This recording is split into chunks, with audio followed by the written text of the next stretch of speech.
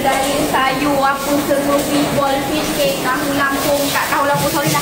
Lampu dia tak hidup. Okey, inilah apa segala mak nenek sayur ada dalam ni. Ini kurung 1. Manja, itu manja. Hati-hati yang manja, licin.